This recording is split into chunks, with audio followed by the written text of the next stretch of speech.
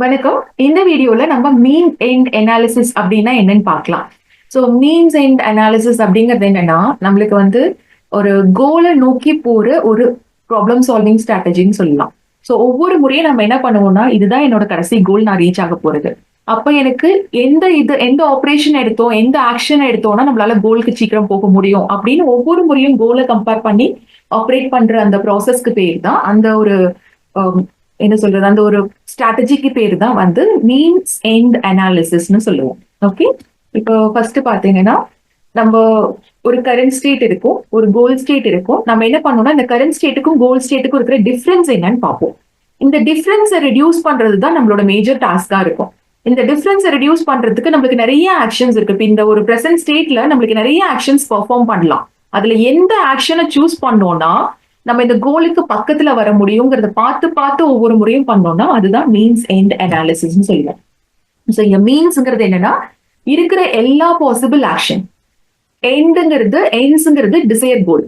So எல்லா possible ஆக்ஷன்ஸும் இருக்கும், நம்மளுக்கு தேவையான கோலும் இருக்கும். இது ரெண்டையும் கம்பேர் பண்ணி இந்த ஆக்ஷனை சூஸ் பண்ணா என்னால இந்த கேப்பை ரெடியூஸ் பண்ண முடியும் அப்படின்னு நம்ம ஒரு மூவ் பண்றோம் பாத்தீங்களா, அந்த ப்ராசஸ் தான் மீன்ஸ் எண்ட் அனாலிசிஸ்னு சொல்றோம்.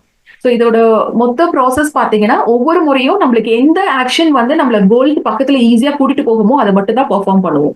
ஸோ நம்மளோட சர்ச் ட்ரீ ஃபுல்லா இருக்காது, எல்லா பாசிபிள் ஆக்ஷன்ஸும் எடுக்க மாட்டோம். ப்ரூட் ஃபோர்ஸ் அப்ரோச்னா என்ன அர்த்தம், எல்லா பாசிபிள் ஆக்ஷன்ஸுமே அங்க இருக்கும், அதுதான் ப்ரூட் ஃபோர்ஸ். ஆனா நம்ம ப்ரூட் ஃபோர்ஸ் யூஸ் பண்ண போறது கிடையாது. நம்ம ஒரு ஸ்பெசிபிக் ஆஃப் ஆக்ஷன், அந்த ஆக்ஷன் பெர்ஃபார்ம் பண்றதுனால என்னால கோல் பக்கத்துல போக முடியும். ஓகே, அந்த மாதிரி பண்ற ஒரு சில இதை மட்டும் ஆக்ஷன்ஸ் மட்டும் நம்ம எடுத்துக்க போறோம். அதனால நம்மளோட சர்ச் ஸ்பேஸ் பாத்தீங்கன்னா கம்ப்ளீட்டா எல்லாமே இருக்காது, ஒரு மினிமல் ரெக்வயர்மெண்ட்ல தான் இருக்கும். இது ஹியூரிஸ்டிக்கு நல்லாவே ஒர்க் ஆகும். எதனால ஹியூரிஸ்டிக் நல்லா ஒர்க் ஆகும்னு சொல்றேன்னா, இப்ப ஹியூரிஸ்டிக் ஃபங்க்ஷன்ங்கிறது என்ன, இந்த பாத்தை எடுத்தீங்கன்னா நீ கோலுக்கு சீக்கிரம் போயிடலாம் அப்படிங்கிற ஒரு இன்ஃபர்மேஷன் கொடுக்கறது தான் ஹியூரிஸ்டிக். கரெக்டா? அப்ப அந்த ஹியூரிஸ்டிக் வேல்யூ நம்மளால டிஃபைன் பண்ண முடிஞ்சிருச்சுன்னா ஈஸியா எந்த ஆக்ஷன் பெர்ஃபார்ம் பண்ணலாங்கிறது எடுத்துக்க முடியும். ரேதர் தென் நம்ம ஒரு கெஸ் ஒர்க்ல போடுறதை விட இது நம்மளுக்கு இன்னுமே சப்போர்ட்டா இருக்கும். அதனாலதான் நம்ம மீன் அண்ட் அனாலிசிஸ் போறோம். ஸோ இதுல பேக்வேர்டோ இல்ல ஃபார்வர்ட் டெக்னிக்கோ எல்லாம் எதுவுமே கிடையாது, நம்ம எல்லாத்தையும் கம்பைன் பண்றோம். ஸோ இந்த டைம்ல இந்த ஸ்டேட்ல இந்த ஆக்ஷன் பெர்ஃபார்ம் பண்ணா கோலுக்கு பக்கத்துல போயிட முடியும். அப்ப அந்த ஆக்ஷனை மட்டும் செலக்ட் பண்ணி பெர்ஃபார்ம் பண்ண போறோம். இப்ப அந்த ஆக்ஷன் பெர்ஃபார்ம் பண்றதுல என்ன பிரச்சனை வரும்னா, அந்த ஆக்ஷனுக்குன்னு ஒரு ப்ரீ ரெக்வசிட் இருக்கும். ஓகேங்களா, இந்த ஆக்ஷன் பெர்ஃபார்ம் பண்ணணும்னா இதெல்லாம் முடிஞ்சிருந்தாதான் இதை பண்ண முடியும்னு இருக்கும். இப்ப நான் ஒரு காலேஜுக்கு கிளம்புறேன் அப்படின்னா என்னோட எல்லாத்தையும் ரெடி பண்ணிட்டு நான் பஸ்ஸுக்கு போகணும். நான் பஸ்ஸுக்கு போறதுக்கு முன்னாடியே ஒரு சில விஷயங்கள் நான் முடிச்சுக்கணும். என் பேக் எடுத்திருக்கணும், நான் ரெடியா இருக்கணும், இதெல்லாம் முடிஞ்சிருந்திருக்கணும். ஓகே, சோ அதெல்லாம் ப்ரீ ரெக்வசிட்னு சொல்லுவோம்.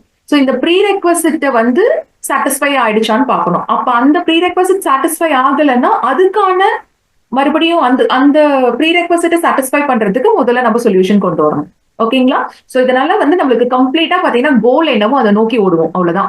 கரண்ட் ஸ்டேட், கோல் ஸ்டேட், அந்த கோல் ஸ்டேட்டுக்கு என்னென்ன பண்ணோம்னா நம்மளால ரீச் பண்ண முடியுமோ அதை மட்டும் ப்ரொசீட் பண்ணுவோம். இதுல ஸ்டெப்ஸ் பாத்தீங்கன்னா, பிரசன்ட் ஸ்டேட் கோல் ஸ்டேட்டை கம்பேர் பண்றோம், டிஃபரன்ஸ் ஐடென்டிஃபை பண்றோம். இந்த டிஃபரன்ஸை குறைக்கிறதுக்கு என்ன ஆக்ஷன் சூஸ் பண்ணா கரெக்டா இருக்கும், அப்ப அதை சூஸ் பண்றோம். அந்த சூஸ் பண்ண ஆக்ஷனுக்குன்னு ப்ரீ கண்டிஷனிங் இருக்கும். அந்த ப்ரீ கண்டிஷனிங் எல்லாம் ஆல்ரெடி சாட்டிஸ்ஃபைடான்னு பாக்குறோம். அப்படி சாட்டிஸ்ஃபை ஆகலைன்னா மறுபடியும் ரிகர்சிவா இதே ப்ராசஸை கூப்பிட போறோம். அடுத்து அது முடிஞ்சதுக்கு அப்புறம், அந்த ஆக்ஷன் பெர்ஃபார்ம் பண்ணதுக்கு அப்புறம் நம்மளுக்கு புது ஸ்டேட் வந்துடும். அந்த புது ஸ்டேட் வந்ததுக்கு அப்புறம் திருப்பி இந்த ப்ராசஸ் ரிப்பீட் பண்றோம். இந்த கோல் ஸ்டேட் ரீச் ஆகுற வரைக்கும் இதே தான் நம்ம திரும்ப திரும்ப பண்ணிட்டு இருக்க போறோம். ஓகே, இது proper formal algorithm mean and அனாலிசிஸ்க்கு. ஸோ ஸ்டார்டிங்ல பாத்தீங்கன்னா நம்மளுக்கு கரண்ட் ஸ்டேட் இருக்கும், கோல் ஸ்டேட் இருக்கும். இந்த கரண்ட் ஸ்டேட்டுக்கும் கோல் ஸ்டேட்டுக்கும் எவ்வளவு டிஃபரன்ஸ்னு பாக்குறோம். டிஃபரன்ஸே இல்லைன்னா ஆல்ரெடி நம்ம கோல் ரீச் ஆயிடுச்சுன்னு அர்த்தம். அப்போ நம்ம சக்சஸ்னு சொல்லி வெளியில வந்துடலாம். அடுத்து இப்ப நம்மளுக்கு அந்த டிஃபரன்ஸ் இருக்கு அப்படிங்கிறப்ப என்ன பண்ணணும்னா, ஏதாவது ஒரு ஆக்ஷனை சூஸ் பண்ண போறோம். இங்க ஆக்ஷன்ங்கிறது ஆபரேட்டர்னு சொல்லலாம். ஸோ எந்த ஆக்ஷன் சூஸ் பண்ணா இந்த கரண்ட் ஸ்டேட்டுக்கும் கோல் ஸ்டேட்டுக்கும் இருக்கிற கேப்பை ரெடியூஸ் பண்ண முடியும்னு பார்த்து அதை சூஸ் பண்றோம். அந்த மாதிரி ஒரு ஆபரேட்டரே இல்லைன்னா ஃபெயிலியர், கம்ப்ளீட்டா முடிஞ்சிருச்சு. அந்த மாதிரி இருக்கு அப்படின்னா அந்த ஆபரேட்டரை சூஸ் பண்ணிக்க போறோம். சோ இந்த ஆபரேட்டர் என்ன பண்றோம், கரண்ட் ஸ்டேட்டுக்குள்ள நம்ம அப்ளை பண்ண போறோம். இப்ப இந்த கரண்ட் ஸ்டேட்டுக்குள்ள அந்த ஆபரேட்டர் அப்ளை பண்றப்போ நம்மளுக்கு ஆல்ரெடி ப்ரீ கண்டிஷனிங் சாட்டிஸ்ஃபை ஆயிருக்கான்னு பார்க்கணும். அது ஓ ஸ்டார்ட். ஓ ஸ்டார்ட்ங்கிறது என்னன்னா, இந்த ப்ரீ கண்டிஷனிங் எல்லாத்துக்கும் இந்த ஆபரேஷன் நம்ம பெர்ஃபார்ம் பண்றதுக்கு தேவையான எல்லா ப்ரீ கண்டிஷனிங்கும் சாட்டிஸ்ஃபை ஆயிடுச்சான்னு பார்க்கணும். ஓகேயா? அடுத்து ஓ ரிசல்ட். ஓ ரிசல்ட்னா இந்த ஆபரேஷன் அப்ளை பண்ணதுக்கு அப்புறம் எனக்கு இந்த மாதிரி ரிசல்ட் தான் வருது அப்படிங்கறத சொல்லுவோம். ஓகே, ஸோ இதுக்கப்புறம் என்ன பண்ணுவோம்னா அந்த ப்ரீ கண்டிஷனிங்க சாட்டிஸ்ஃபை ஆகிறதுக்கு இப்ப கரண்ட் ஸ்டேட்ல இருந்து அந்த ஓ ஸ்டார்ட் ஸ்டேட்டுக்கு வரதுக்கு நம்ம ப்ரீ கண்டிஷனிங் எல்லாம் இருக்குல்ல அதை வந்து ரிகர்சிவா மீன்ஸ் அண்ட் அனாலிசிஸையே கால் பண்ணுவோம். ஓகே, அந்த ப்ரீ ரெக்வசிட் எல்லாம் சாட்டிஸ்ஃபை பண்றதுக்கு திருப்பி இதே ஃபங்க்ஷனை கொண்டு வருவோம். அடுத்து இந்த ஓ ரிசல்ட்ல இருந்து கோல் ரீச் ஆகுது பாத்தீங்களா. இப்ப இந்த ஆபரேட்டர் அப்ளை பண்ணதுக்கு அப்புறம் எனக்கு இந்த அவுட்புட் வந்துருச்சு. இந்த அவுட்புட்ல இருந்து நான் கோலுக்கு போகணும். ஓகே, அதுக்கு மறுபடியும் இதே மாதிரி மீன் அண்ட் அனாலிசிஸ் கொண்டு வர போறோம். ஸோ ஈச் டைம் நம்ம என்ன பண்றோம்னா ரிகர்சிவா திரும்ப திரும்ப திரும்ப இதே ஃபங்க்ஷனை கால் பண்ணுவோம். இப்போ கரண்ட் ஸ்டேட்ல இருந்து ஓ ஸ்டார்ட்டுக்கு போயிடணும். அடுத்து கோ ஓ அதாவது இந்த ஆபரேட்டர் அப்ளை பண்றதுக்கு ஸ்டார்டிங் ப்ரீ கண்டிஷனிங் எல்லாம் சாட்டிஸ்ஃபை ஆகணும். அதோட எண்ட் ரிசல்ட் அந்த ஆபரேஷன் அப்ளை பண்ணதுக்கு அப்புறம் அந்த ரிசல்ட்ல இருந்து நம்மளால கோலுக்கு ரீச் ஆக முடியும். இப்போ இது ரெண்டும் முடிஞ்சிருச்சுன்னா நம்மளுக்கு வந்து ஃபைனல் கோல் ரீச் ஆயிடும். ஓகேங்களா? ஸோ இதுதான் ஃபார்மல் அல்கரிதம் மீன் அண்ட் அனாலிசிஸ்க்கு. நான் ஒரு எக்ஸாம்பிள் உங்களுக்கு சொல்றேன், ஒரு சிம்பிள் எக்ஸாம்பிள் உங்களுக்கு மீன் அண்ட் அனாலிசிஸ்னா என்னன்னு புரியறதுக்கு. ஒரு ஒரு குட்டி இமேஜ் ஒன்று கொடுத்துருக்காங்க. அதுல ஒரு சில ஆப்ஜெக்ட்ஸ் இருக்கு. ஒரு சர்க்கிள் இருக்கு, டைமண்ட் இருக்கு, ஒரு டாட் இருக்கு. இது வந்து இனிஷியல் ஸ்டேட். ஒரு கோல் ஸ்டேட்டும் கொடுத்துட்டாங்க. அந்த கோல் ஸ்டேட்ல பாத்தீங்கன்னா ஒரு சர்க்கிள் ஒரு டைமண்ட் அவ்வளவுதான் இருக்கு. இங்க என்னென்ன ஆப்ரேட்டர் அலவுடுன்னு கொடுத்திருந்தாங்கன்னா இதுல இருக்கிற ஆப்ஜெக்ட் இந்த டாட்டோ இல்ல சர்க்கிளோ இல்ல வந்து டைமண்டோ நம்மளால ஒரு இடத்துல இருந்து இன்னொரு இடத்துக்கு மூவ் பண்ண முடியும், டெலீட் பண்ண முடியும், எக்ஸ்பேண்ட் பண்ண முடியும். அப்போ 3 ஆப்ரேஷன் டிஃபைன் பண்ணிருக்காங்க. ஏதாவது ஒரு ஆப்ஜெக்டை நம்ம டெலீட் பண்ணணும்னா பண்ணிக்கலாம். ஏதாவது ஒரு ஆப்ஜெக்டை வந்து தள்ளி வைக்கணும்னா அதையும் தள்ளிக்கலாம். எக்ஸ்பேண்ட் பண்ணணும்னா அதாவது பெருசாக்கணும்னா அதையும் பண்ணிக்கலாம். இப்ப இந்த ஆப்ரேட்டர்ஸ் எல்லாம் கொடுத்துட்டாங்க. இப்ப இதை வந்து மீன்ஸ் அண்ட் அனாலிசிஸ்ல எப்படி சால்வ் பண்றதுன்னு பாத்தீங்கன்னா இது இனிஷியல் ஸ்டேட். இனிஷியல் ஸ்டேட்ல பாத்தீங்கன்னா நம்மளுக்கு ஒரு டாட் சர்க்கிள் டைமண்ட் இருக்கு. பட் கோல் ஸ்டேட்ல வெறும் சர்க்கிளும் டைமண்டும் தான் இருக்கு. அப்ப அந்த டாட் வந்து தேவையில்லை. அப்ப ஃபர்ஸ்ட் ஸ்டெப் என்ன பண்ணிடலாம்னா ஒரு கோல் கூட கம்பேர் பண்றப்ப எனக்கு டாட் தேவையில்லை. அதனால நான் டெலிட் ஆப்ரேட்டர் கொடுத்து அந்த டாட்டை வந்து டெலிட் பண்ணிட்டேன். ஓகே, அடுத்த ஸ்டெப் பாத்தீங்கன்னா எனக்கு இப்ப சர்க்கிளும் டைமண்டும் வந்துருச்சு. ஆனா கோல் ஸ்டேட்ல சர்க்கிளும் டைமண்டும் தனித்தனியா இருக்குது. இங்க சர்க்கிள்குள்ளார டைமண்ட் இருக்கு. அப்ப அடுத்து என்ன ஃபங்க்ஷன் கால் பண்ணும்? மூவ் ஃபங்க்ஷன் கால் பண்ணும்.